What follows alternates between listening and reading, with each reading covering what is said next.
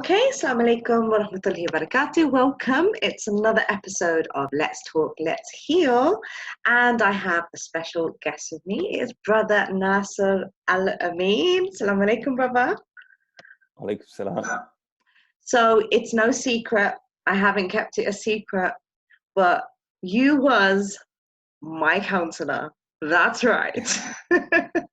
I was in need of some emotional, mental healing, because I was like, So, Well, know that I kept a secret. My lips were sealed. It's all out there now. Yes, you did. And it blessed you when you met someone. And you were like, Shalina, who? Yeah. And then you hit me up like, you don't know me? Nah, it's, I keep it confidential. Excellent. Lips sealed. That's where I'm Fantastic. So, I made it very clear then who I am and the kind of person that I am. And I feel like my hardships are just forever coming. You know what I mean? They come at me and then I'm like, ugh. And then it's like I deal with one and then another one comes. And I'm someone who likes to go through something, and I feel like my pain has a purpose when I can share my breakthroughs, because as we have learned through our own conversations, this or my situation back then, my struggle being in a toxic relationship, it was a marriage that I was really trying to make sense of. And, I came to you wanting you to tell me, Shalina, you're in a really good marriage. You can do this, But deep down, I kind of knew that I was in trouble. And unfortunately, it's a really common situation that women are finding themselves in, and be them Muslim or non-Muslim, I got my girlfriends and I'm like, girl, what's up? And they're like, and I'm like, oh, another one, another one, it's okay.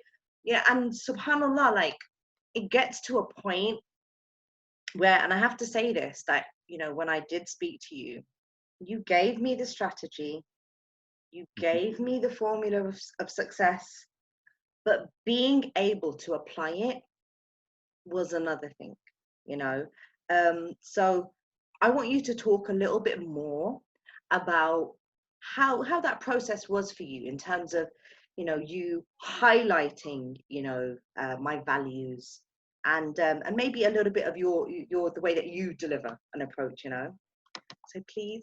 Yeah. So one, I appreciate the opportunity, and I appreciate you giving me a little bit of credit. Some of my first memories, I think my first memory that I really can recall is, venturing out into the living room late at night and noticing a table with a bunch of white powder on it, a gun, and then my father coming out of the kitchen yelling for my mother and pushing me towards my room that was next to her room. Yeah. And so as he pushes me into the room, he proceeds to hit her for allowing me to come out of my room, which obviously she didn't, right? But so that's the first memory, right? And that is the history that I know of their relationship. And my mother didn't get a divorce from my father until I was 11. And so my father, that was his existence when he was home. And that's what happened with my mother, right? Myself, anyone else could look at her situation and say, oh, well, you should have left. And you should have left, again, testament to my mother and to women. My mother, when she was pregnant with me and was going into labor, went out to get in the car that was almost on empty, and she drove herself to the gas station, pumped her own gas, and then drove herself to the hospital and then had me. And You know, and so someone could say at that point, she should have left my father. Yeah. I say all this to say that, you know, when you give someone a tool, you know, you have to allow them to move at their own pace. And no woman should feel like she has to move at the dictates of anyone else, whether it be their family, whether it be community. And that's another conversation we can have about the Muslim community.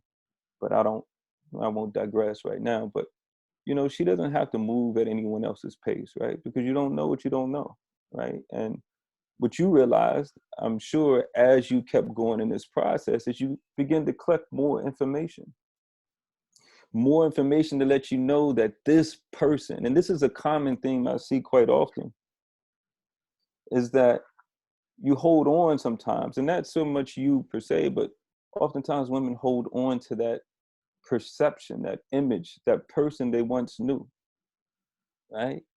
The perception you have of self, others, and life conditions, the test that Allah give you is critical, right? And that's the power of choice that you have. Reality is you place the meaning and value and significance on people in your life. And what happens, I was just telling the client this, like envision you have a 2-story home and you have steps going from the second floor down to the first.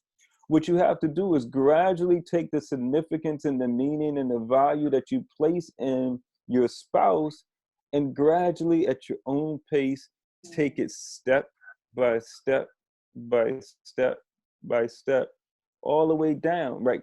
Devaluing how much significance and importance you place in him. Yeah. So when he starts acting belligerent or bombarding you with indignant conversations and comments about your hair, about your body, or how you talk, or how you cook, or how you do this, it begins to have less emotional impact because you devalue him and what he has to say. But that's a gradual piece. And that's the part of what I was saying in the point before. It's like you give someone tools, right? And that's a part of it. But it's also about being patient with the other person as they move through that transition, because that's what it is. And that Do you not transition.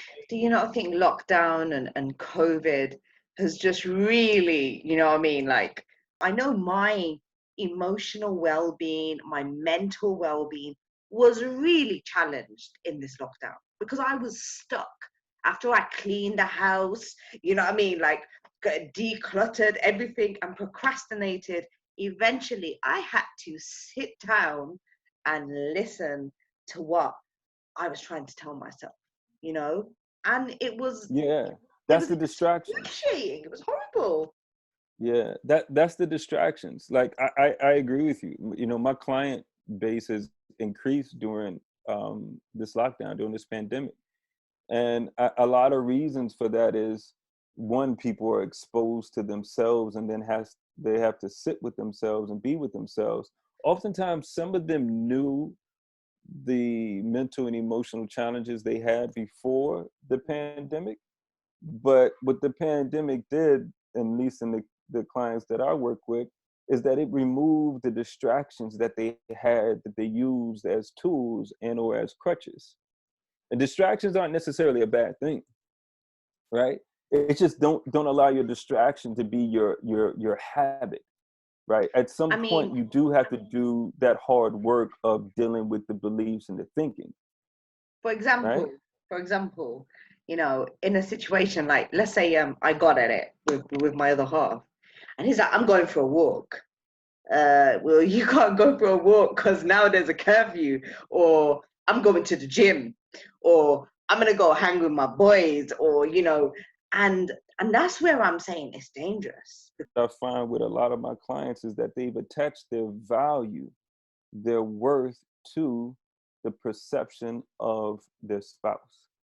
So how he values me today is going to dictate how I value me today. But Your value. isn't that the bit that we all struggle with? Yeah, it is. That is. And see that, so that comes back to the other principle of unconditional self-acceptance. You have to love and accept and value you without any conditions. despite whatever anybody else thinks, feels, says, or does. So regardless of how your husband or your wife feels that day about you, you still the hottest thing out there. Yeah. I can tell you why it's in your best interest to. I can acknowledge that for your own physical health, it's Hmm. best for you to remove yourself from this individual because it has that physiological effect. Yeah. I can tell you for your emotions and your mental well-being. I can tell you for your kids. For all of these factors, it's in your best interest to Yeah. leave that person. It costs you too much. I can tell you that, but I can't impose on you that you do it by this particular time. That's not Right. right because I'm not in your shoes. Hmm. Unfortunately, though, a lot of people do that. Yeah. Yeah. Unfortunately, a lot of people do that. And But I unfortunately, mean, communities do that. I think this is why I'm doing the Let's Talk, Let's Heal series, because I think it's important that, people that are in this predicament understand that you are going through a journey. So yes, how can, align and defy? Tell us about that. What is Yeah, that? yeah. So I name my company because that's what I try to encourage people to do. Get in alignment with your goals, your values, and your purpose, and then you defy all of that. Defy all of the things that are costing you your peace and your harmony, Yes. right? Yes. Defy all of that. Defy all of those odds, all of those things that people say, all of the stats. Whenever you are able to, one, identify what your goals, your values, and your purpose is, everything should be in harmony with that. And when Mhm. it's not, that's a red flag to let you know that you need to make a pivot. You need to adjust, Yeah. right? And that takes time, though.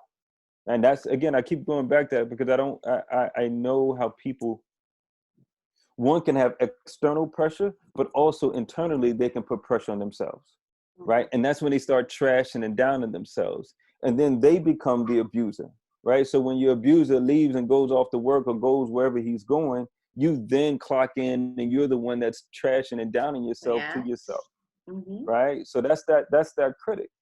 So a couple of things for those who are listening. Like, it's important, one, to have unconditional self-acceptance of yourself, that you love yourself and accept yourself despite conditions. I don't care if you got someone in your life, if you don't, no matter what you're wearing, the style that you're wearing, no matter the neighborhood you're living in, no matter who's giving you attention or anything, none of that. There's no conditions on you accepting and valuing yourself.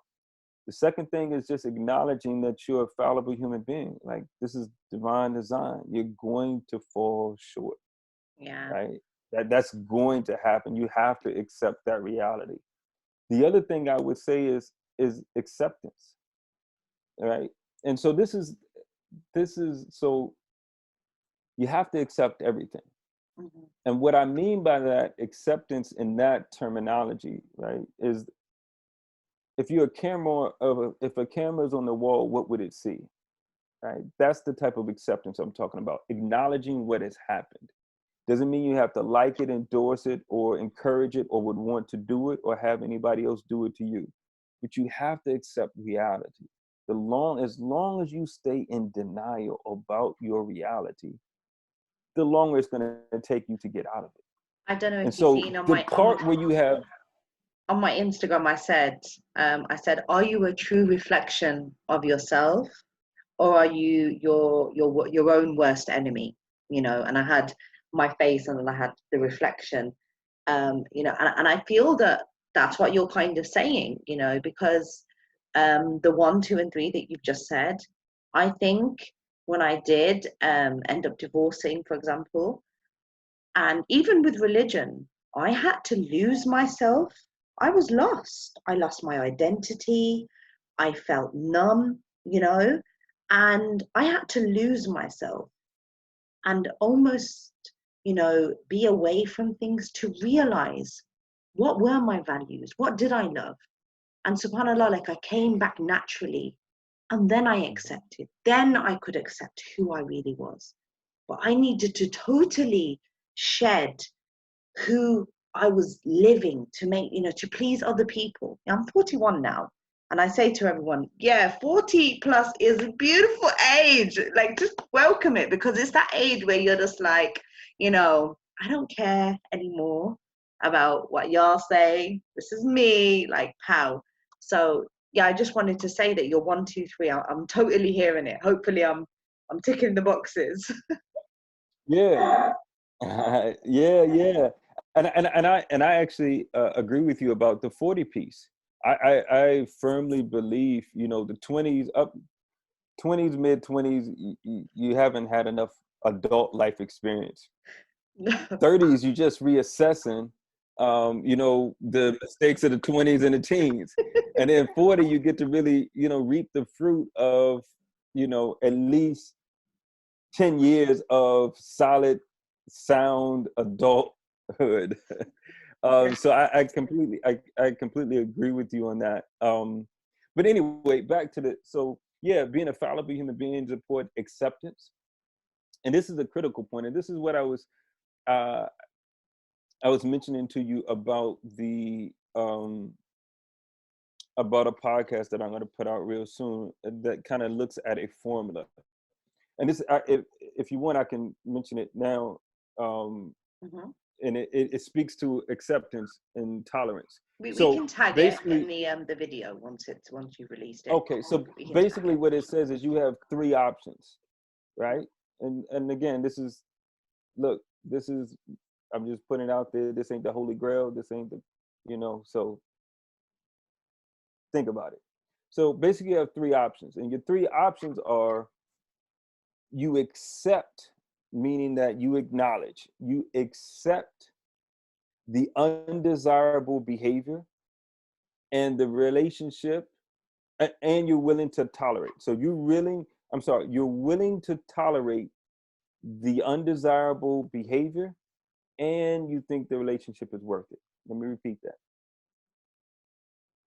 You are willing to tolerate the undesirable behavior, and you believe the relationship is worth maintaining. That's 1. 2, you're not willing to tolerate the undesirable behavior, and you believe that the relationship is worth maintaining. And 3, you're not willing to tolerate the undesirable behavior, and you don't think the relationship is worth maintaining. So, with those 3, what I would say is this: most people I meet are at 2, Mm-hmm. right? They're not willing to tolerate it, but they think the relationship is worth maintaining. And 2 is where you don't want to be. You either want to go to 1 or you want to go to 3. 3 is, look, it's not worth maintaining, and I'm out, and I'm not willing to tolerate it. That's clear. We don't even need to discuss that. The reason why I say a person needs to get to 1 is willing to tolerate means you're not going to upset yourself emotionally to the point where you're being depressed, overwhelmed with anxiety and hurt, unhelpful anger, See, right? can That I say, emotional you piece. see, this is where I think there is a lot of entanglement. I love that word. It's flying around, right? I, Head I don't know slat. nothing. I don't know nothing about no entanglement. So anyway, right, the entanglement. I think sometimes, like, I think women, especially like Muslim women, we're told sabr and salah, have patience and pray, right? But there's such a thin line. Like, I think you have to be clear. When am I getting oppressed? When is it not patience anymore? And when am I getting oppressed? Because that's where I think the lines become blurry, especially between what you said, between tolerating something and not tolerating something. You know, the lines have been made very clear. Allah subhanahu wa ta'ala, Yeah, so didn't. let me define what I mean by tolerate. Acceptance, like I said, acceptance is acknowledging the reality, right? Acknowledging exactly what has happened. Tolerance, what I mean is not that I like it, not that I approve of it. It's just that I am not going to let it take me to an unhealthy space Oh, while I try to change the situation, yeah. right? Not tolerating it means I'm going to let this thing take me to the deepest, darkest dungeons of depression and anxiety and rage, right? While I try to change it. And the reality is, when you're in that emotional space, it's hard to change anything. You know, I guess It's hard to influence that's anything. why sisters need to write down, right? And writing is so powerful. We need to write it down because it's so easy, it's so clear what we want and what we don't want. But then when he comes home, okay, you know, and all of a sudden, you know, that tolerance has gone from here, you know, to here. Like, and you know, Right. and that's the healthy and the unhealthy. So you just actually proved my point, and that's the point that is important, is that we are in control of our frustration tolerance. We get to set that threshold. Yeah. Right? So whether you're doing it because just he's suave and smooth with the way he talks to you, and you increase it from here to here, okay. I'm saying maybe do it for a more constructive reason, which is I want to get it to here because I still believe this relationship is worthy of maintaining, and I know in order to, one, from my own physiological, emotional space, I need to not be filling myself with cortisone because I'm so stressed out and depressed or angry, right? So for my own well-being, I need to increase my frustration tolerance. And in order to engage him in a constructive way, not because he's some god or some gift to this earth, but because I believe the relationship is worth it, I need to be in a healthy space to be assertive, not passive, not accept anything. I'm saying get your tolerance to a space where you can be assertive, and be assertive in a manner where you acknowledge the things you don't like, the things you want to change, and then you're in a healthy space mentally and emotionally where you can make the determination if this is still worth maintaining. And most importantly, I think that what, you know, women particularly have to remember is that, you know, I'm a good mom. Now that my husband is not in the picture, right? I was neglecting my kids. I'm going to say it. I neglected my kids. You know why? Because I was so stressed, so pushed down under that I couldn't give them my attention to the best of my ability. Now, when I say neglected, I mean my standards were neglected, you know? And I think that also has to be taken into consideration. If you remember, one of the things we did is we talk about the cost. What is the cost of staying? Yes. Right? And you determine what the cost is. And one of the costs is, and this is a reality, you know, I think you and I had this conversation. I've had it with a number of sisters that I work with. And by the way, the majority of my clients are sisters, majority. And that's another discussion, but yeah, the majority is sisters. And so one of the conversations that I have with them often is, you know, don't allow